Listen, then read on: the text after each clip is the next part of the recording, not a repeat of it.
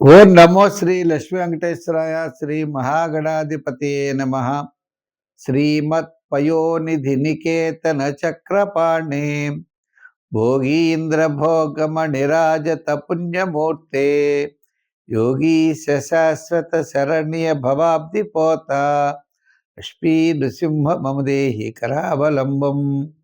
ప్రేక్షకుల నమస్కారాలు తెలియజేస్తూ ఈ వారం మనం వార ఫలాలు తెలుసుకుందాం. ముఖ్యంగా 25 జనవరి 25 నుంచి జనవరి 31 వరకు ఉన్నటువంటి గ్రహాల యొక్క పరిస్థితిని అనుసరించి మనం రాశి ఫలాలు తెలుసుకుందాం. ముఖ్యంగా చంద్రుడు మేష, వృషభ, మిథున రాశుల్లో, సింహరాశిలో కేతువు, కుంభరాశిలో రాహు, మీన రాశిలో శని, మకర రాశిలో రవి, కుజ, శుక్ర, బుధ గ్రహాల యొక్క సంచారం ఉంటుంది.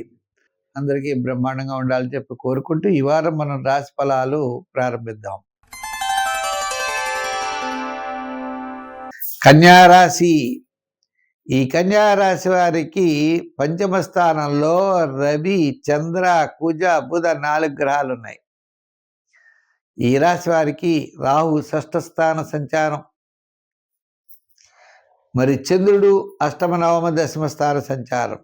ఈ కన్యారాశి వారికి వారాంతం మాత్రమే అనుకూలంగా కనబడుతోంది. వార ప్రారంభంలో అకాల భోజనము, శ్రమ, చికాకు, వారం మధ్యలో చాలా నిదానంగా ఉండాలి, ఊర్మితో ముందుకు వెళ్ళాలి. కొన్ని ముఖ్యమైన పనులు ఏదైనా ఉన్నట్లయితే ఆ పనులు వారాంతం నెరవేరే అవకాశాలు ఉన్నాయి. వారం మధ్యలో వివాదాలకి దూరంగా ఉండండి. ప్రతి పని కూడా చాలా శ్రద్ధగా ముందుకు వెళ్ళాలి. కొన్ని విషయాల్లో అశ్రద్ధ అన్నట్లుగా అధైర్యం అనేది ఎక్కువ వచ్చేస్తూ ఉంటుంది. అయ్యో మనం చేయగలమా లేదా అనే సందేహం వార ప్రారంభంలో ఎక్కువగా ఉంటుంది. అటువంటి సందేహాన్ని పక్కన పెట్టండి, ధైర్యంగా మాత్రం ముందుకు వెళ్ళండి. వివాదాలకు వచ్చేవాళ్ళు ఉంటారు, ఆర్థికంగా ఎక్కువ ఇబ్బంది కలిగేటట్లుగా ఉంటాయి. ముఖ్యంగా సంతృప్తికరమైనటువంటి జీవనం తక్కువగా ఉంటుంది. దీర్ఘకాలిక ప్రయోజనాన్ని ఇచ్చేటువంటి పనులు మాత్రం వాయిదా పడుతూ ఉంటాయి. ఏదో రొటీన్గా జరిగేవి జరుగుతాయి తప్ప స్పెషల్ అనేది చాలా కష్టంగా ఉంటుంది. అంటే ముఖ్యమైన వ్యవహారాలు, కుటుంబ ఆర్థిక సంతానపరమైన వ్యవహారాలు కాస్త వాయిదా పడే పరిస్థితులు ఉన్నాయి. అవి అంటే అనుకూలమైన వాతావరణం అయితే ప్రస్తుతం కనపడలేదు. ఆ వాతావరణాన్ని అధిగమించి ధైర్యంగా ముందుకు వెళ్ళండి.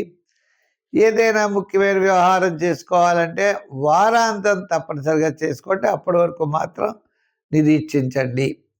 ఏదైనా ఈ వారం ఈ కన్యారాశి వారికి అన్ని రకాల వారికి అంటే ఉద్యోగపరంగా, ఆర్థిక పరంగా, వృత్తుల పరంగా మనం చూసినట్లయితే మిశ్రమైనటువంటి ఫలితాలు కనపడుతున్నాయి.